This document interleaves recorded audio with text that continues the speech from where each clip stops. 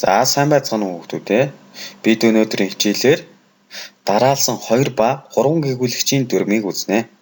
За энэ дүрмэнд нь холбогдох хэлний үзүүрийн на, нэ, но, нөө гэсэн нөхцлүүд байна. За тэгэхээр дараалсан 2 гээгүүйлэгчийн дүрмийг үзье.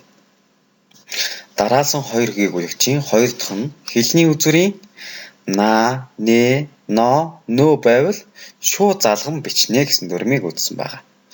За жишээ авах хэлбэг бичвэл үзүүлнэ гэж үчихэд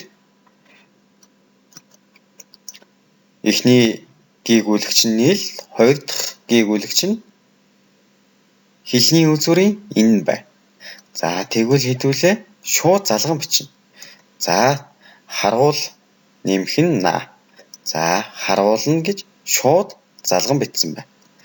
За дараагийн жишээ оройд нэмэх нь но. За үүн дээр мөн шууд залган бичнэ. Дараагийн жишээ нь өг нэмэх нь но. За энэ дээр мөн ижил шууд залган бичнэ. За дараалсан 2 гээгүүлэгчийн дүрм маань энэ байна. За дараагийн дүрм маань болохоор дараалсан 3 гээгүүлэгчийн дүрм байна. За дараалсан 3 гээгүүлэгчийн дүрм маань дараалсан 3 гээгүүлэгчийн 3 дахь нь хэлний үзүүрийн на, нэ, но, нөө байвал өмнөө заавал эгшигтэй бичигдэнэ. За жишээ аваад хэлэх юм бол ажиглагд гэдэг үгдээр на гэсэн дагуулс алгасан. За эхний гээгүүлэгч нь г, хоёр дахь нь д, гурав дахь нь хэлний үзүүрийн энэ байна. За тэгвэл өмнөө заавал эгшигж эргэлэгдэж ажиглагдана гэж бичсэн байна. За дараагийн жишээ нь үзэгд гэдэг үгэн дээр нэ дагуулс алгасан. Мөн үзэгдэн гэж бичсэн байна.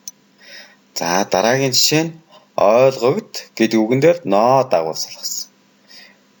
Мөн ижил ойлгогдоно гэж эгшигж эргэлэгдэн бичигдсэн байна. Өгөгд нэмэх нь но. Өгөгдөн.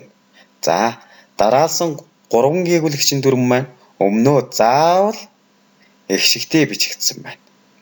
Анхаарал тавьсанд баярлалаа хүүхдүүд ээ.